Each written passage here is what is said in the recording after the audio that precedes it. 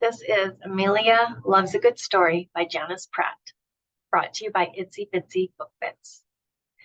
Amelia was a very compassionate 6-year-old. Mary said that she never missed an opportunity to help others and that her heart was as big as the world, or maybe even bigger. Her teacher at school, Mr. Bruner, said Amalia has such a big heart. She is always looking out for the new kids that come to our class and helping to keep our classroom nice and tidy. When you work with 25 busy 6-year-olds, having a helper is definitely appreciated. Her Aunt Margaret, who worked at a nonprofit, had noticed how caring Amalia was for her family and friends. Every time I see Amalia, she is making a card for someone or planning a surprise for them, something she knows that will be real. She is very observant. In her job, Aunt Margaret was always finding ways that she could help others and noticing how best to help. Amalia's grandfather said, "She will change the world, this one. You just wait and see." Amaleigha was the apple of her grandfather's eye. Now, as the school year began to settle in, Amaleigha began to get a glimmer of an idea. She let the idea run around in her brain for a while, and when it finally settled in her heart, she knew that somehow she had to make this idea a reality. Amalia's idea was all about books. She loved good stories, and she was a regular customer at the library. But she noticed that her library at school did not have very many books for the kids that spoke a different language. While they loved stories at the library in their language, reading the same book over and over just didn't seem fair when she had so many more to choose from. After school one day, Amalia stopped Mr. Bruner at his desk and shared her idea. And of course, Mr. Bruner was almost as excited as Amalia was about her idea. Together, they walked down to the library and put their heads together with Mrs. Pratt, the librarian. And before you could shelve 5 new books, Amalia had her plan. Now, plans often need some helpers along the way, and Amalia's plan was no exception. Before you knew it, the principal, her grandfather, the students in her class, and of course, Mr. Bruner and Miss Pratt were all ready to help out.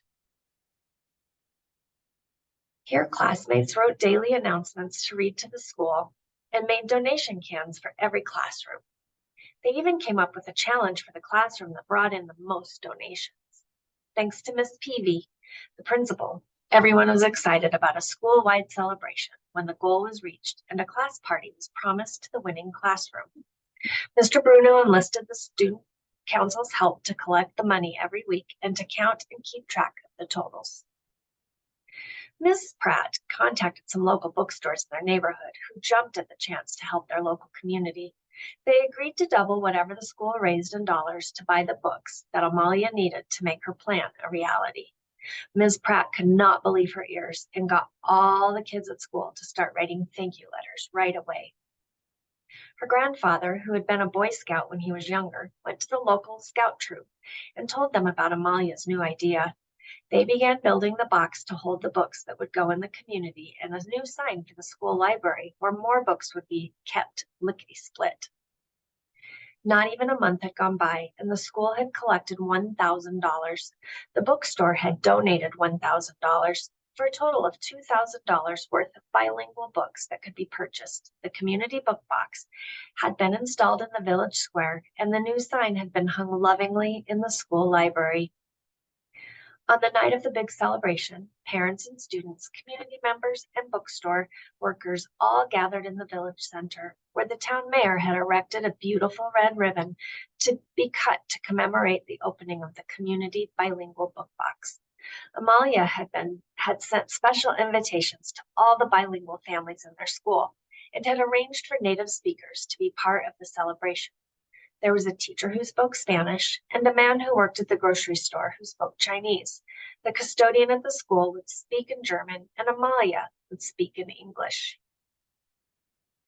The mayor cleared his throat and paused as everyone turned toward the beautiful red ribbon and the others that were gathered by the new community bilingual library. Thank you, everyone, for coming out this evening to celebrate this new addition to our community, Village Green.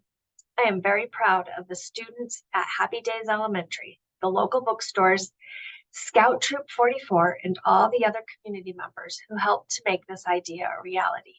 But this would not have ever become an idea if it hadn't been for my friend, Amaleigha.